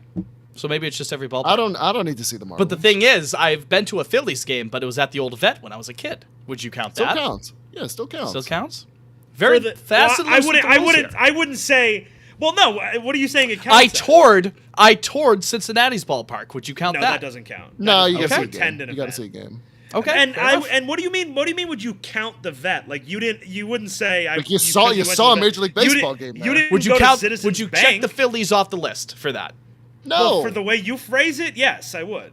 But you still didn't go to Citizens Bank. The bank. So if I saw the All-Star game at Philly, that counts. Yes. Okay. Yeah, I count that. I just think it's like attending an event at all the parks. I don't think it matters. If I went to a concert at Citizens Bank. No, would that would count? Okay, a sporting event. Doesn't count. So it's baseball not an game. event. It's a baseball. Gotta be a baseball. It's a gotta be game. baseball game. If Gotta I be saw a baseball game. hockey game at Yeah, the Citizens Winter Bank, would that Classic. count? See, now we're getting into real is this is also Reddit down the hall to the left. We're getting into real is a hot dog a sandwich Oh God. category here. Is cereal a soup? That's where we're getting semantics on Lansdowne, as Thomas said. Listen, I didn't start the semantics. They started picking on me for the semantics of what I said, but it is what it is. This Jamie, guy let us know the how other day San Diego kinda- is later this This guy year. just came back. He was in my mentions a couple days ago, and actually, I was being negative, and then a reply guy to me was being positive. Yeah, and then this third guy came in, and he was like, sell. The team will be under 500 after the Astros series, and then the other positive guy was like, the Sox will not sell. Like, watch in a week they'll be fine. And then this guy just came back right now to my mentions and just said, "See what I meant?" I mean, they're still readily above 500. So don't take your victory lap just yet, there, buddy. You know what I mean? All right, I'll tell him. I'll let him know. Tell him to come on the pod. Actually, don't do that. We don't need to No, I'm not gonna open I'm it not up to gonna every do that. Tom, Dick, and Harry over here. That's what the voicemail line is for. Right, See? that's the Tom, Dick, and Harry line. The Tom, Dick, and Harry Memorial voicemail line for Pod on Lansdowne. Presented by Lockheed Martin. And Raytheon also.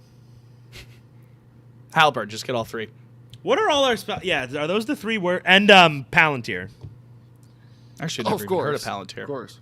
Oh, Fitz, that's Peter Thiel. That's the big. Oh, That's in yeah. the news, my man. Oh.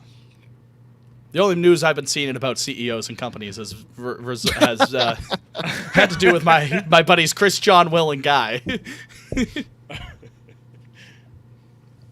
Fitz, did my man Chris cheat on Dakota Johnson? Not that I saw. Okay. I mean, you never know with these guys. Chris does seem like a pretty wholesome guy, but again, it's one of those things, never meet your heroes. Who am I to say? Not that I saw. Okay.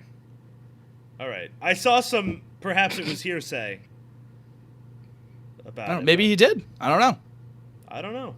Chris is a would you cocksman, man. support Chris has him gotten either around. way? Chris is Annabelle Wallace Wales, however you say her name, that British actress from Peaky Blinders. He has dated her before. He had a thing with Jennifer Lawrence at one point. Would you support him if he committed adultery? Every single celebrity I feel like has committed adultery. So you know what I mean.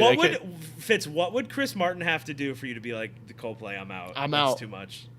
Something like heinous. Like I mean, like are we doing semantics again, and we're gonna like try to find the line? Like I'm just interested. So what if he went Kanye West? Would you find a way around it because it's a band and not one guy? no, it's still I couldn't support that because I was huge on Kanye. Kanye was completely like towards the top of my all-time list. You know, Yeah. when this shit all happened, Yeah. So if Chris Martin came out tomorrow night and was like, "Hail Hitler," that's it. he would never. Chris Martin is in fact with the shits. Chris Martin is based, but if that did happen, then it's like, yeah, sorry, Chris. Like, Yeah. You'd take that poster yeah, down. Yeah. Okay. Fucking Syndrome from Incredibles. All right. What if? Oh, What Jesus if? Christ. What if Chris Martin? What if it came out that he? What if he was really a shitty deadbeat dad to Apple? Not like abusive or anything, but just like he was a really shitty kind of deadbeat dad. No, you could look past Still that. I wrote see it in Charlie your Brown, eyes. man. You know. Yeah. Okay. I got it. That would be I shitty. gotcha. He's actually very All right. active in Apple and Moses' life. Apple Who was the fuck is Moses? his son. What with He wrote a Dakota? song named after it, named Moses. They only played it like once or twice in. Like, Who's 2003. Moses' mother? Gwyneth. What? Mm-hmm. They have Apple and they have Moses. I thought they just had Apple. Nope. Moses. Moses is credited as a songwriter on their song Orphans. If you hear someone going boom, boom, cat, boom, cat, cat on that song, which is a great song, that's Moses. All right. You think he has What if he's stake the in brains Goop? behind Goop or whatever the fuck? Jamie, it is Goop. It 100% is Goop. Yeah, that. Does Chris have any stock in? Did he get any Goop in the divorce? I don't know if Goop was founded by the time the conscious uncoupling happened. I'm pretty May sure have it been. was. Botsy from the Bible? Question mark. Yes. The very same. the song has the lyrics like Moses. I power Yo, overseas. Fitz, so they you've were got 8 years power. into Goop when they got divorced. Oh, There you go. damn. Shows. Yeah. Wow. I followed That's the Chris big. timeline. I did not follow the Paltrow timeline of all The that. Goop? Did Fitz, get have you ever any bought any Goop? Did You he ever have bought any goop in the divorce? I'm Goopless. Did he get Sans This is a- Goop? This is becoming a Seinfeld bit. Seinfeld Copeland. Did You get don't have any goop. I'm Goopless, Jerry. Sans Goop. Do you know who Gwyneth Paltrow's husband is now? Peter Thiel, just because I don't know about Peter Thiel. No, she would never. She would never. He's gay. I mean this also, seriously. by the Peter way. Thiel is gay, right? He is gay. Yeah. Yeah, that's what I thought Yeah. so. I did Her know husband that is about Brad Falchuk, one of the creators of Glee. They met on Glee. him. How does it always come she- back to Glee? Sure. When she did Glee. She was Holly Holiday on Glee. They met on Glee. Don't tell Sophie I said this. Okay, go on. How do you drop the lead the lead of Coldplay for the guy who just did high school covers of songs, including Coldplay Well, songs? I'll tell you what, he's very handsome, and I got to imagine he's wealthy. Fair enough. Okay, I asked. Because he created Glee, American Horror Story. He's like Ryan Murphy's number 2. What's this? And, Well, I guess I could just look up Gwyneth Paltrow. Brad and- Falchuk. He's actually not that handsome. I take it back. He's kind of weird looking. Brad Falchuk. Falchuk. Chris is way more handsome than this Yeah, character. he is. It's I not take that that he's an back. ugly guy. It's not that like he's not a looker. He's fine, but Chris is a handsome guy. That little gap in Chris's teeth, so cute. You know what's crazy? Apple Martin. I mean, it's not crazy. This is how genetics work. But she does legitimately look like she's 50% Gwyneth. 50-50. 50%. It's Yeah. nuts, right? Yeah. That's fun when that happens. I like that. Yeah. You want to see a handsome guy, Jake? Yeah, Moses. Speaking with Coldplay. No. Guy Berryman. He is the basis of Coldplay. Okay. You talk about. Chris goes out of his way every show to talk about it. He said it at our show. I don't really agree. I don't really agree. Fuck. Are you kidding? I mean, like, I don't think he's ugly, but this Hold is on. pretty neat. Hold on. Keep talking. I need to. I think that's like a mostly normal looking guy. Liam, Yeah. can I get Nah, it? yeah. No, I mean, he's not ugly. That's for sure. No. I don't, yeah. We're bordering on least Red Sox. I got a talk ever testament right here to say it. on this show. Very simply put, Missy Mopena. Hello. Missy Again, Mo. I can't hear what either of you were saying. I took off the headphones. Very simple yes or no question. Is Guy Berryman handsome? Yes. How handsome? So handsome. Thank you very much. Very helpful. Jake didn't agree that he's that handsome. Yeah. I think that's nuts. I don't know. Wrong. Oh, Roman golden sombrero. That's tough. A Roman sombrero. Yeah, that's. Jonah, a Sanchez- friend of yours knows Sanchez Apple a going little for bit. it. Jonah, get your friend to reach out to Apple. Oh, Jonah, I would not have done So then then Apple can reach out to Chris to get Chris on the pod. I'll take Johnny, Will, or Guy as well. Like if Chris is busy, get even Phil, the creative director for the band, Phil Harvey. We can Imagine get him on there. Coldplay bringing up Pot on Lansdowne at Gillette. And here's Fitzy Mo. My beautiful brother Fitzy. Fitz, You know rank what's a all the great- members of Coldplay in terms of how attractive they are. Good. Okay, it's Guy is 1, number 1 with a bullet. Chris is 2, Johnny 3, and Will's bald. God bless you, Will. I love him. I love Will with all my heart, but he's probably 4. I don't think he knows her that well. Well, Jonah, it's worth a try, I would say, to get Chris on the pod. Chris Martin has like a very deep knowledge of like the early 2000s Red Sox. We wrote a song called Viva La Vida about someone who used to rule the world, and I was very inspired by a guy by the name of Nomar Garcia Parra who really used to rule Boston, used to rule that world. Sox lost, so that's sick. That's it, yeah.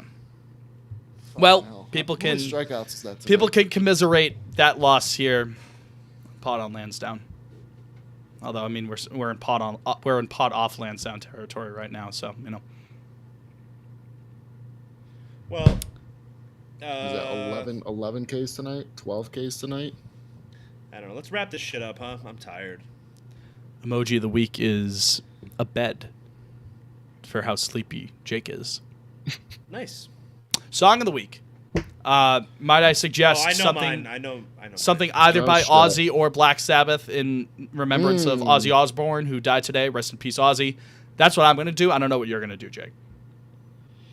No, I'm not gonna do that. I'm gonna do "Welcome Back" by Mace. Great song. Yeah. Although, did he produce that song? Oh.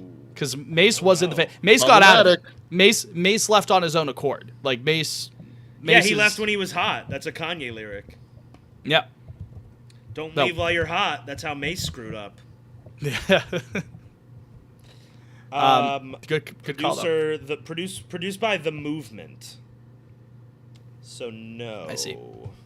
I think it was part of the family at one point, Yeah. though. But Mace became like a preacher, Oh. I believe, or a pastor. Well, I miss him. He was special. He was special. That Brewers hat on the cover of the song. Yeah. Yeah. That Richie Sexton era Brewers hat. Liam, Yeah, with the cracked What's up? brim. song of the week. Yes, the Oh, brim. War Pigs. War Pigs. It's an easy one. Yeah, Paranoid for me. Black Sabbath. I understand that's like their big, but that being perhaps their biggest song is that for a reason. Like that, what a fucking song that is. I'm not gonna sit here and claim that like I'm the biggest Black Sabbath fan in the entire world, but there's not many acts that you could say essentially, if not by themselves, then them and like a very small cohort of people created their own genre of music. Ozzy and Black Sabbath could say that. So it's a big loss, man. Truth. Paranoid, what a Truth song nuke. that. Great riff. Excellent riff. Yeah. That's about it. Liam, you going to any of the games this weekend? Fuck no. They're so expensive, dude. I got It's them fairly early. absolutely insane. I'm going Saturday. So if you want to say hello I mean, I before might be and able, or I might after catch the you game at Bullpen, yeah. at Keep me Bullpen, I'll be posted. there. Going with some college buddies of mine. So that should be a good time. rowdy. Yeah. The Zoom ass slammers, kids, baby. Ah, right? No, it should be a good time, though. I didn't like that at all. I didn't like doing it if it makes you feel better, but, you know. Okay. Just kind of can't. It escaped out of me. Welcome back. That's the It's crochet like a day, band too, so. Oh God, guys, is it? God, let's just leave it. Did we fall for it again? No, not yet. No. Talk to Come me on. Sunday night. Talk to me Sunday night. I'll let you know. Okay. Talk soon. Talk soon. The day of reckoning is coming. Stay tuned. How heartbroken I was when it was revealed that video was pitched down. Like I guess I should have known, but I wanted to believe that Papa John's voice dropped that low. Stay tuned, because the day of reckoning. The day of reckoning will come. I ate about 40 pizzas in the last 30 days. He's not even in the pizza category. I don't remember who he's talking about, but He's been quiet. He's been too quiet recently. Do we know what last thing before we head out? Do we know what Papa John's up to? He's plotting. yeah, he's still waiting. He's still waiting for the day of lurking in the reckoning. shadows. Yeah. Papa John's. Training as Papa John's without the apostrophe. But Papa John apostrophe S International Incorporated. Feels like that, that's kind of... Anyone know his last name off the top of their head? Because I didn't. Pizza.